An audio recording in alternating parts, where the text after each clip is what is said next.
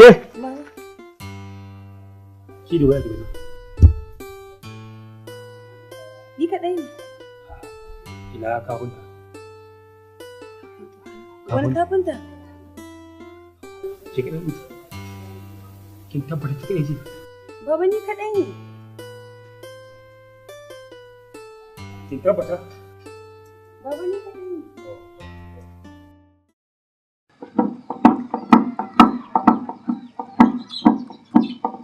Ga abin da na faɗa. Ga abin da na faɗa. Ga abin da na faɗa ya bayyana. Menene? Har in yaushe zan dinga faɗan magana a dinga mai da ni ban san abin da nake yi ba. Ashe na sai ta tafi makaranta soyayya take da wani garkayin malaminta a makaranta. Ban faɗa ba. Wannan kuma malam ai ya zama sharri.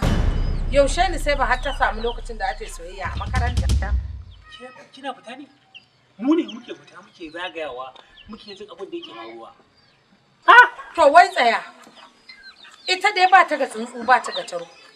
Duk iya kokarin da nake yi akan yarinyar nan take duk da haka ba mu tsira ba.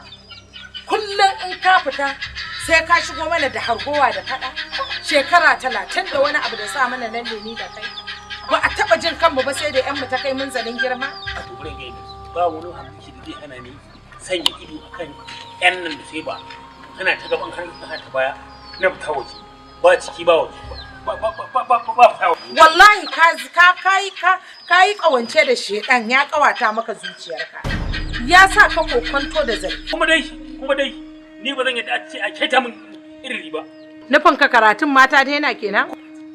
Karatun boko mu tun 1903 ni na san yadda boko shigo nan gurin shigo nan Najeriya tun 1903 da mu aka taru a mashigar Lagos muka taru muka zauna muka ilimin boko muka bude muka karanta muka gani muka dawo muka zauna aka dinga yin sa tun 1977 Allah ya tukan mai GMPP siyasar GMPP naji da ni da shi muka taru muka shanin boko ni za shiga boko ni za ki wani wallahi ba zai yiwu ba dole kuwa ta fita kuma gobe ma yau da daddare ma tana da bako za ce zance mari